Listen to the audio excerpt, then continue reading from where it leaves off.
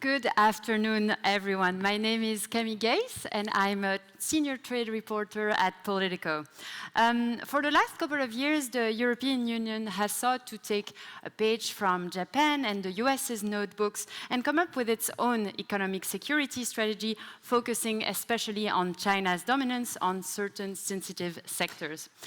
That strategy, however, took shape in a very different moment when Washington and Brussels were largely aligned. Fast forward to today, and the picture is a bit more complicated. The EU is reassessing its relationship with Washington, and the European Commission presented its own economic security communication last December. It landed in a very different context and with very different stakes. So de-risking from China is overall still the overarching objective, but the context has widely changed. So where does this leave Europe? Can the EU come up with sufficient levers to collaborate with Washington against China's assertive posture? Is the bloc even able to speak with one voice on economic security? And what gaps remain to develop an efficient economic security strategy? So I know this is one of the first post-lunch sessions today, but we have an all-star panel who is going to keep you engaged and we'll have a dynamic conversation. So I'm very happy to introduce our speakers. So Francesca Ghiretti, Director of the Economic Security and Resilience Initiative at RAND Europe, Yvette van Eekhout, Deputy Director General for Trade and Economic Security at the Dutch Foreign Ministry, and Kathleen van Bremt, a Belgian S&D MEP. Please note that we will have 10 minutes of Q&A at the end of the session. So perhaps to kick us off, Yvette, I'd like to start with you because we have quite a few things to unpack during this session. So despite a few headwinds in the relationship with the US, de-risking supply chains from China does remain the core objective of the EU, as was clear in the Commission's communication on economic security. So zooming out a little bit, do you see the EU's existing approach to economic security as suited to the realities of power politics that we see currently? Thanks. Yeah, good to be here. De-risking supply chains, not only from China, from disruptions and from coercion. So I think it's important to realize, and especially for our industries, that these supply chains are extremely complex. And it's really, really difficult to de-risk, because what exactly are you de-risking? Supply chains are often not very clear to us or to the companies themselves on the second or third tier, what exactly is the dependency. So we need to do a lot of analysis, which sounds boring, but if we don't do the analysis, we do the wrong thing. So I think we do have all the right policies on paper, but it's really a lot of work and meticulous work to make sure that we know what we're doing, whether it's proportional, whether it's timely, and that we don't solve one issue but leave the other, where in the end, you know, your I think vulnerability needs to be very clear and can be very multidimensional. So we need an intelligent approach, and I think it's a fantastic basis to work on the economic security communication. Yeah, totally. I will ask to the three of you your thoughts on the EU's toolbox to touch upon economic security. But Francesca, I'd like to also hear from you a bit of, in which geopolitical picture we currently are. So, for instance, given the more unstable relationship that Canada has had with the US, Prime Minister Mark Carney has hedged closer to Beijing overall, citing China as a true defender of multilateralism and signing a new strategic partnership with Beijing as late as January. So as the US's relationship is becoming a bit less predictable with the EU too, should we follow Canada's lead? In other words, should the EU pull a Carney in a way? Right, so let me make a bit of a disclaimer. This Pula Carney has a lot of narrative behind it. The reality of things is that Canada had these 100% tariffs on the imports of EVs. So they had these to lower, and they lowered it at 6.1, if I'm not mistaken, percent for 49,000 vehicles, right? Especially that can be bought by the less wealthy parts of the population. So pulling a carne is actually a lot more moderate than many people make it. Obviously, because of his speech at Davos, there's been a lot of support and a lot of attention to what he's saying. The reality of things is actually much more balanced. So the EU is in a completely different position. The EU hasn't imposed 100% tariffs against the imports of Chinese EVs. The tariffs that it has imposed were actually the result of an investigation, an anti-subsidy investigation. They're proportionate as a result of that investigation, and we already have undertakings agreed between China and the European Union, with some exception, especially for Volkswagen.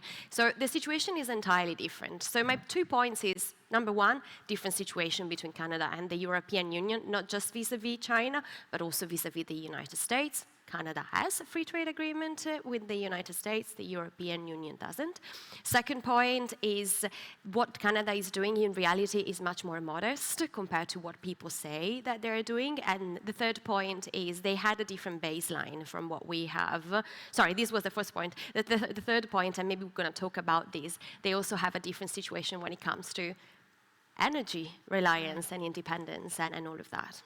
Yeah, totally. Kathleen, I'd like to bring you on that question as well. You know, bringing a bit of your political reading of that. Should we overall be tougher against China when it comes to economic security? Yvette said that economic security was obviously not only about de-risking from China. How do you see this debate currently? Good afternoon, everybody. For sure, I think that's the still very relevant part of the economic security strategy that we're working on, but it should not, I liked very much what you said, Yvette. It's not just about China, it is about China, but it's also about disruptive and coercion. And I think by now, I'm not telling that we know where we stand. I don't think anybody knows where they stand today. But we know that things are evolving in a very rapid way, and it's all very uncertain.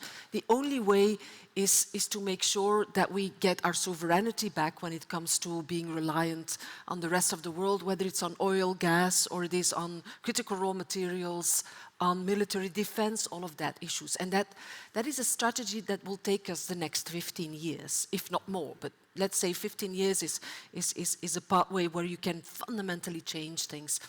The thing where Europeans haven't been good at up until now is to be consistent in that. I do remember in the last term in the European Parliament that we started to work on a very clear strategy on China, and then we left it. And now we're in a mess with the United States. And you need to have that plan, and then you need to be consistent in that. And there, of course, Europe is very complex. We have the Council, we have the Commission, and we have the Parliament. Yeah. Yes, the one and only who toughens up these days is the Parliament. Yes. And it means something, it's something to think about. We are the democratic elected, and I'm not saying the Parliament is perfect, far from, but we are toughening up, at least. And the Commission is, they're so scared. Normally they should be in between Council and Parliament and trying to make a synthesis and then make a consistent policy, and they're not doing that. China is a very good example, but so is the US. And so, yes, the economic security strategy, we're working on it, as we say, in the Parliament. My assistant had a technical meeting this morning as we speak on everything on that, and we will find a way in the European Parliament, but then we will push and need to push. And a good example is the critical raw materials. Yeah. Where sealed a deal with Australia this morning. Yes, we did. That's excellent news. Dear friends, it's really excellent news because Australia is an ally. We share a lot of values together, and we should team up much more with Australia, Canada, New Zealand, Japan. We should have done that the moment Trump started his the Liberation Day, the pancart. everybody gotten scared, and then everybody started negotiating with the Trump administration, and we all lost. If we would have teamed up together and said to Trump, this is not the way we're going to work, we would have been in a different situation. I'm not talking about the war in Iran, completely something else, but it's already quite coercion. In coercion way, we should start talking about that in a coercive narrative. Yeah, I'd like to come back to the issue of CRM and to the own initiative report, of which, if I'm not mistaken, you are on economic security, of which you are a shadow rapporteur, so I'll come back to this, but perhaps Francesca and Yvette, could you, sort of tell me how you, does it feel like at the end of the day the EU is not really able to speak with one voice because and weigh in on these issues because of the way it's structured, and that we have to always settle for the lowest common denominator? Maybe Yvette, because your country, the Netherlands, is quite a pioneer when it comes to economic security issues. Yeah, I mean, we need to be cognizant of the various interests and various economies also. The economies within the European Union are not the same. And they also don't have the same exposure, including for technological purposes. So we cannot just, say, okay, let's move as one single market like that. We really need to coordinate, and we need to determine what the priorities should be. What is striking, I think, is we have a common foreign and security policy, but we don't have a common foreign economic policy. Although it's an economic, union in essence. So I think if we would move more coordinated with this huge amount of instruments that we have a very powerful toolbox. Maybe it's not perfect, we'll address that later on, but we have a very powerful toolbox. Plus, access to our single market is indispensable. It's indispensable for the Chinese, it's indispensable for the US. So it's the biggest leverage we have, of course. And I'm not talking about the single market internally, but the access to our market. Yeah. But if we don't address that in the same way, in some coordinated and strategic manner, with all the instruments that we have, we cannot be a bloc. So I think I would call for a common foreign and economic policy. So we really have the same analysis, what's happening, the same way of de-risking, but also looking at supply chains that we're all part of. Yeah. A lot of the member states are part of the German supply chain. So we need to have a same approach to China, same approach to the US, because otherwise we will just, be competing within the single market. And that's not making us stronger. Yeah. So in the face of weaponization, in the face of supply chain disruptions, we need to have a common approach. Yeah, I guess this idea and this approach of perhaps the lowest common denominator on some foreign policy area is going to be the subject of the European Commission orientation debate on EU-China relations that's happening on April 13, if I'm not mistaken. Francesca, I see you're nodding and taking a lot of notes. What do you think about this in terms of where we should go from here?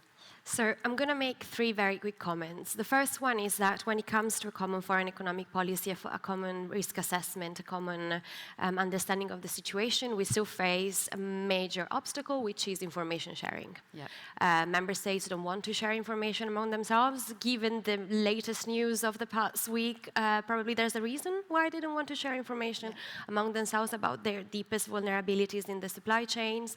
Then oftentimes businesses don't want to share information with the government, or the government cannot share information with businesses because sometimes, for example, businesses don't have the clearance to get access to that information. So there are a number of issues when it comes to the information sharing. Now, I want to make 2 more points. So one is, it's true that the 2 levels are complicated, and that is why, for example, when we talk about instruments, very powerful instruments such as the anti-coercion instrument or other similar instrument, I think we need to start a very honest debate about the difference between export-oriented measures, so supply-oriented measures that often target a very specific company in a very specific country. And it's true that ACI is qualified majority, but would you have the heart of forcing that one country or that one company to actually restrict it is a very big question. Demand side policies are actually slightly easier because then it's access to the single market. Yeah. We've been very timid at using those, and they've always been investigation related. Maybe we're going to talk about the potential overcapacity instrument, right? But it is easier in that sense because it's true that the impact is going to be felt more perhaps in one country than in another, but is more broadly shareable. And just one point on China, maybe very quickly. China is very export dependent, right? And these export dependency is actually growing. And if you think about this, the targets that they have put for 2026, so 4.5 to 5% GDP growth, and probably even more, the only way they achieve that, because they haven't really put any structural reforms into their market, is through more exports.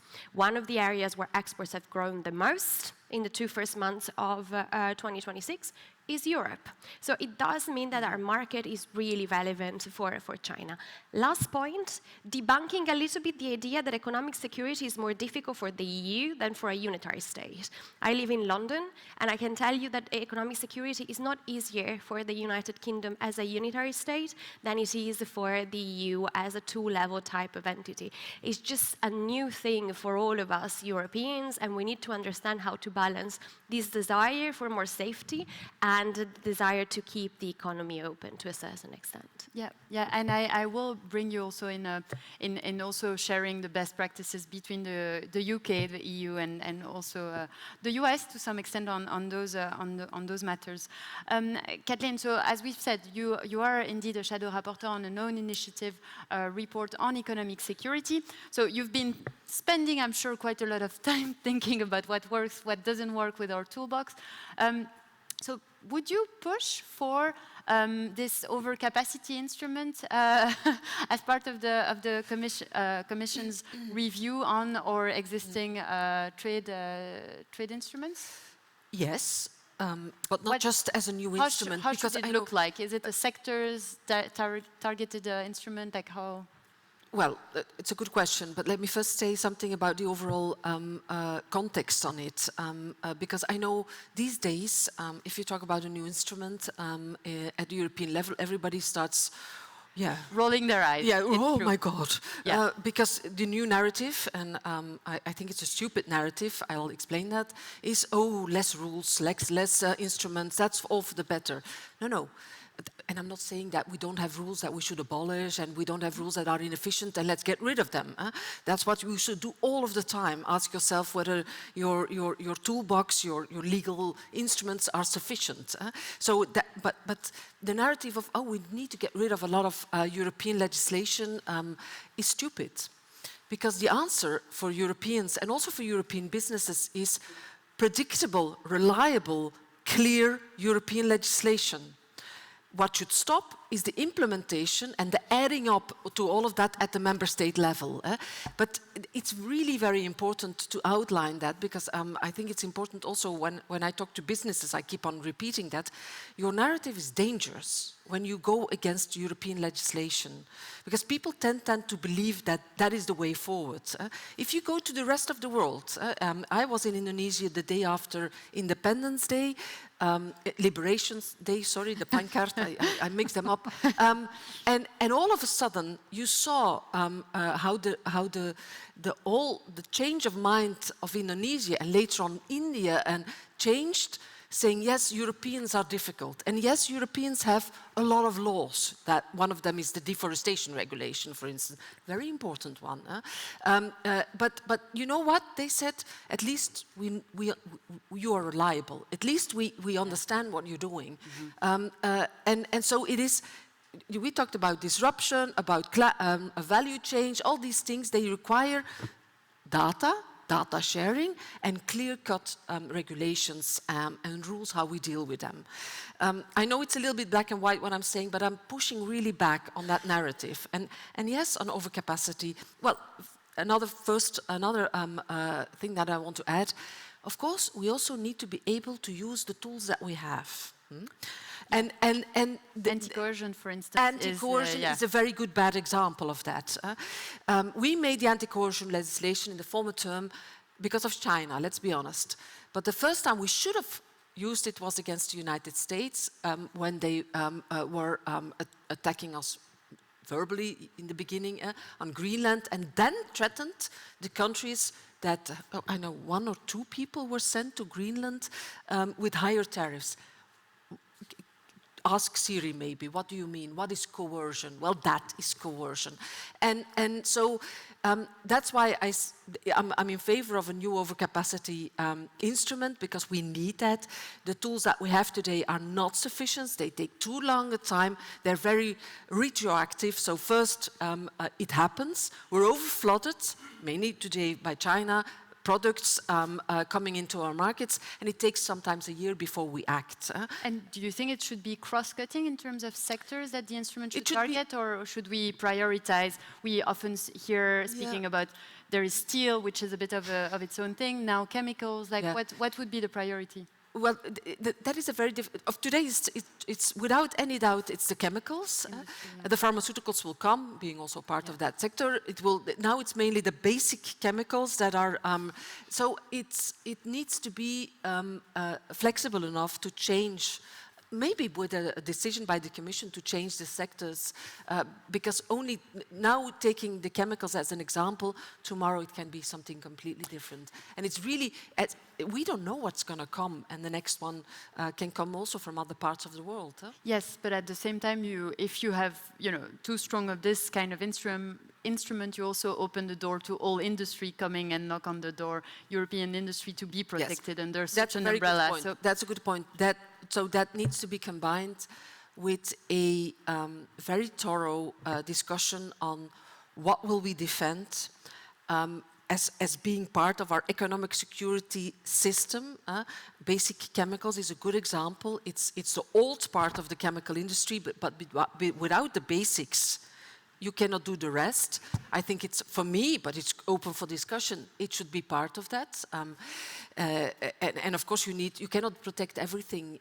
We need to remain, and that's what you also said, that you need that balance between being an open market, defending also trade rules, maybe different trade rules than we have today, probably different trade rules than we have today, but keep open, but be not naive. But that discussion is something that where the Commission shies very much away, and also the member states, because of course for the one member state it's the one sector, and for the other, and so it will be the Parliament that needs to decide, right? Yvette, what do you think? The toolbox as it stands. So you've been elaborating on the need for a foreign common economic policy. Do you think we should have this overcapacity instrument that we were discussing? I agree that we have to be open for business. We're an open economy. We have to be open for business, but we're not open for abuse. So that is how we should deploy our instruments, and I think we have that toolbox. We have a whole spectrum of partner, promote, and protect instruments. Partner, the free trade agreement that you just mentioned, or the global gateway, all kinds of cooperation on critical raw materials that we can do on the level playing field, which is more on the defensive side. We also have a lot of tools. Overcapacity, we can talk about that. What does it exactly mean? And what are the appropriate tools without disrupting the supply chain? Because there's always different interests within industries or between industries. And then let's say the protective side, so the partner, promote, and protect works for me because it's a spectrum and the tools can be applied accordingly. On protect, we have export controls, we have FDI screening, we also have the foreign subsidies instrument, which we can all deploy, but we need to do it in a strategic and coherent way because otherwise it's ad hoc, it's not going to really change anything, and it's going to, benefit or harm certain member states or certain industries if we don't, focus on the right areas. And I think it should be a nexus between internal policies like industrial base building and external policies, where the one should underpin the other and not undercut the other. And that's really difficult. You just said for instance, the foreign or the deforestation regulation. It's a very good initiative, but we also need to be very cognizant of the external effects. And I think that's really what's needed, the internal policies and the external impact and vice versa. So we really have a more coherent approach. How do you see, so as part of this communication, the European Commission said that it was going to evaluate its trade tools across the board. What's your wild guess on whether it's going to indeed come up with new tools, or which of our current instrument will be deemed sort of irrelevant, or what's your we perspective? have a lot of instruments, but we need to use them, and we Yeah. need to use them in the correct way and in a strategic way. And not in a case-by-case. Well, case by case sometimes works, but not ad hoc, not without a strategic framework. One thing that we don't have is extraterritorial controls. The export controls of China are extraterritorial, and the US has extraterritorial controls. We don't have an extraterritorial instrument. We do have extraterritorial impact of our legislation, but we don't have an answer to extraterritorial controls. And I think that's something that we need to address. But at the same time, we need to stay open. We need to stay very cognizant of the supply chains and the complexities, and we don't want to harm our businesses. So yeah, based on data and information, it is a very tough call to make, to do the right thing, and to strengthen and to underpin our industrial policy and not, undercut it. Yeah, totally. And also following up on what Francesca said earlier about this information sharing is being improved. We are now, I think member states, if I'm not mistaken, have to present a report by July on outbound investment and which sort of data we should be monitoring. What is hampering this kind of information collection? Like, is it, as Francesca was saying, is it trust that the government is going to make the best use of this very sensitive information? Yeah, I think it's trust, but it's also lack of knowledge sometimes about the supply chains, the second or third or fourth tier. And we're building it gradually. This is not done overnight. We have quite a bit of experience, as you said, in the economic security domain. You need trust between the institutions. You need trust between, let's say, the ministries or the departments that are more on the security side, on the economic side. So we have built, this governance system where we always need to strike the balance. And I think it's a healthy exercise to, compare the economic interests and the security interests, but really also interrogate each other. So you need to have this debate. It's not that it's one or the other. But you need to have the debate, and this can also clash, which is fine, but you need a government structure or governance structure for that. Yeah, it's something that the communication sought to address, for instance, with these trusted partners, whether it's on businesses, but also the national economic security advisors, if I'm not mistaken. It feels Member like states, industries, they all need to, sort of coming together. Francesca, are there any lessons that the EU should draw from, for instance, the experience in the UK, whether it's on outbound investments or FDI or not so much? It's a very dangerous question to ask in We Brussels. love dangerous questions. So let me just make a very quick comment about the data collection. Yes. And it's linked to this. So China is actually making licensing for export conditional to companies sharing information on their supply chains, right? So we're in a situation where actually China has more information about our company's supply chains than we do, in theory. So that's really not ideal. I'm not saying we should do the same, because obviously we are still an open economy, but at the same time, this is something that should give us a lot of food for thought. One of the things that the UK, I think, has been doing extremely well is the supply chain mapping. Now, whether they're very good at implementing then the information that they have, but they have invested a lot, both in terms of power within the government, but also collaborations with third parties from universities and so on and so forth to explore models that can be used to better map supply chains from a granular perspective, right? And this is what I'm going to say. The second thing that they're really good at doing is putting together people from national security and prosperity background. So there's a much, much richer conversation between these two bubbles, which have been bubbles up to, a little while ago. It's more difficult in the European Union at EU level because in theory, defense is not competence of the national security either, is not competence of the European Union. So you don't necessarily have, national security per se personnel, right? You have a lot of prosperity, you have a lot of also economic security to a certain extent, but not quite the same thing. The last thing that I think, I'm not sure whether the UK has been doing this better, I'll be honest, I don't think it has, but it's definitely an element of trying to make programs such as Horizon Europe much more commercially minded, right? So it cannot just be about foundational research, and before everyone crucifies me, I think foundational research is really, really important. But at the same time, we are facing an issue where commercialization and technology diffusion especially is lower compared than in the United States and, for example, in China. So clearly programs like Horizon Europe need to have also a commercially minded aspect. And I do think that when it comes to higher education, obviously the United Kingdom has had quite a bit of an advantage in certain areas, also due to a number of things in relation to venture capital and so on and so forth. So I would mention these three things. This said, the UK has plenty also to learn from the EU in terms of how to do economic security. Well, the UK doesn't have an economic security strategy. So in theory, they don't have a unified objective. If you look at the communication from the EU from December, we could criticize many things, but it has 6 clear goals in terms of where they're going. The UK doesn't necessarily have that at the moment, at least not publicly, right? So, and I could actually mention a few more things. Trade defense instruments, for example, is another area where the UK can learn from the European Union. The anti-coercion instrument is, again, one more. So there are a number of things where I really do think that the two will benefit enormously from more collaboration in economic security. But just following up on the aspect of TDIs and their importance on economic security to some extent, and not to sound too nerdy, but the communication also mentions that the European Commission should keep in mind economic security concerns when launching and conducting trade defense investigations. Aren't we opening up the door to something a bit off the rails when it comes to the rules-based trade? Like, what are TDIs becoming a bit too politicized, where they should be used to protect European markets, and in the end they are used to be, you know, political levers in a way?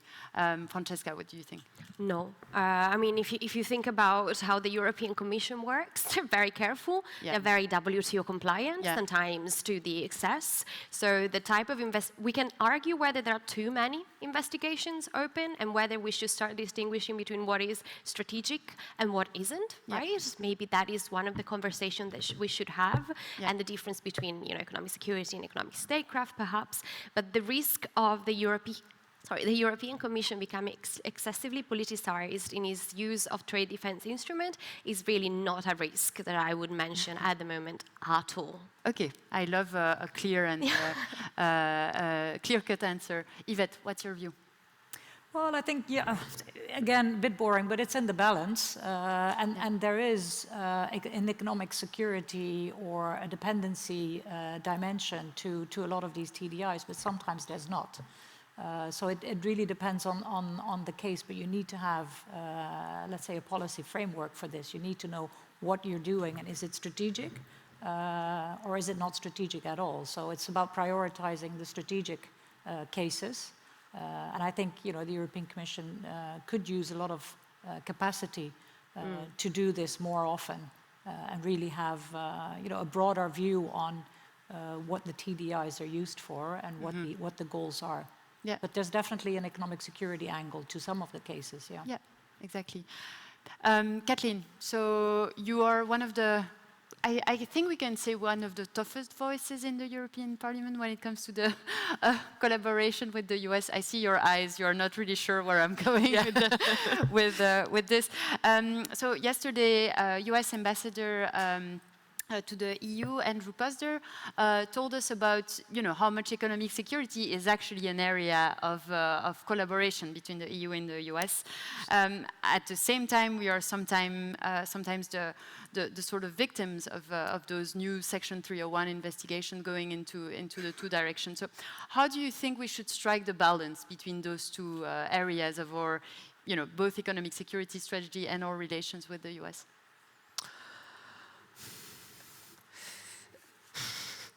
A tough one, I know. Yeah, because, you know, in a normal world, with a normal US administration, a normal Republican, not even a democratic administration, we would be building this economic security together.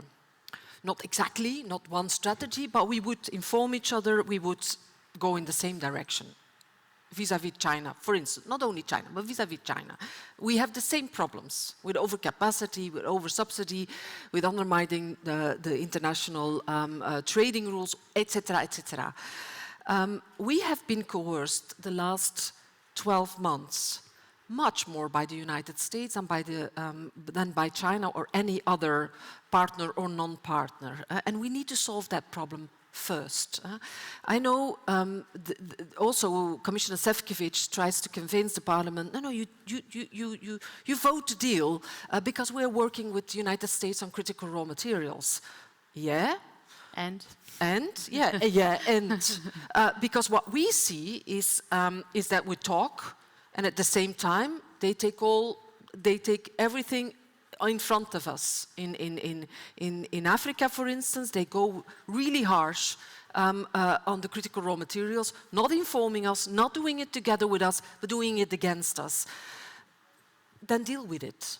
And that's why I think it's like the threat of yesterday, where the American administration said, oh, but if you think you can alter the EU-US trade, by the way, which we will do on Thursday, come and see the vote, well, then your favorable tariffs on LNG will be cut. Can you imagine? They started a war, an illegal war in Iran with so many casualties and so much humanitarian catastrophe as a consequence of that, but the other consequence is that we are paying the price in our energy. And then they say, oh, if you don't do what we want, we will give you more tariffs on LNG. You cannot accept that, right? Yeah. And that's what we're dealing with. The game is on, of course. But, and so you're going to vote in favor of Turnberry tomorrow? Of the Turnberry? No. Thursday, sorry. No. Yes, it's on Thursday. I'm not going to vote on Turnberry. You are going to vote on what the I'm report. going to vote is the position of the Parliament, which is extremely tough. And that more or less says to Council and Commission, look, if you want us to agree with that deal, which we didn't like from the start, but okay, let's do the deal, then we need this, and this. And that is getting rid of the derivatives on the 50%. No more coercion, no extra tariffs, only just the 15%, full stop net. And so you think it's going to go through in the plenary? Are you confident? I think this will go, yes, yeah. because many members of Parliament realize that with a good mandate, we have a negotiating position. And if not, and that's what the threat of the administration of the US is all about today. They're not threatening the Parliament, they know they cannot. What they're doing is threatening the Council and Commission in the negotiations. So it will be an interesting couple of weeks ahead of us. It will indeed. Thanks so much, Kathleen. So now we are going to have a bit of time for Q&A before we wrap up. So I will ask you, so I think there are roving mic who are going to be in the audience. I will ask you to please present yourself and your organization, and also to channel your inner reporter and ask a question and not make a statement. Thanks very much. So I don't see... Oh. I have still many questions, but if we don't have... Yes. Yeah, I think there is someone over there, yeah. Please, the person there in the middle. Hi, my name is Vincent, but I work for Politico. I had a question. Economic security, you need energy. Given the turmoil in the energy market, do you believe we can sustain economic security without removing any sanctions on Russia? Can I answer that? Yes, I can. Because I have a Prime Minister who said something about that. It's Bart de Wever, Prime Minister of Belgium, it's not from my party. He said something alike. He said we should normalize our relations with Russia and start buying again that cheap fossil fuels from over there. He had to sort of correct himself. He said, yeah, only after a sustainable truce and peace between Russia and Ukraine, which is a conditio sine qua non. So no, the answer is no. We cannot, we will not, and I'm very happy that our commissioner, Dan Jorgensen, was crystal clear on that, and also very many people in the council. That's point one. Point two is, even after sustainable peace, and let's hope it will come soon, especially for the people in Ukraine, but even then, I'm not in favor of just normalizing what we did and had before, because it caused not just only this illegal war, but it also caused an energy crisis that we're only just recovering, and we have a new one. The only way forward is implementing the Green Deal. We need to get independent as much as possible. It will not be 100%, but it should be huge the next coming 10 years. And that is renewable connections, the grid, interconnectivity, electrification, the whole lot. It's in place there. Again, when business, only part of business today, or the right-wing parties in the European Parliament start saying the Green Deal is something difficult, you know, it's against it's gone. No, here it is, no, the Green Deal from the start, yes, it's a climate deal, but it's also a competitiveness deal, because it's the only way to make sure that our industries of the future can rely on own sustainable energy. So no. Can I just flip the question? Sorry, isn't energy priority number one of any economic security agenda? So isn't energy resilience, economic security, sort of the bare minimum that you should be doing for economic security? So to me, it's not that economic security is expensive and therefore, you know, during an energy crisis should be just sidelined to a certain extent. It's like, this is exactly the moment where you fast forward and you implement an economic security agenda that puts energy at the center of that agenda, because otherwise we can talk about CRM, we can talk about the chemicals, we can talk about the active pharmaceutical ingredients. None of that happens if you have to shut down everything. Yeah. Yvette, do you want to react? No, I think we're in the business of de-risking and reducing dependencies, not increasing dependencies. Yeah. Yeah, I see someone is there. Hi there, Stephen from CRH, which is Europe's leading building materials group. And yeah, I would point to the CBAM. It's now in force, of course, and this has spurred some cautious optimism for the many industries which call for a level playing field. However, it only levels the playing field in terms of carbon, and we see our competitors take advantage of a lot of other areas, including, say, regulatory divergence in environmental regulation.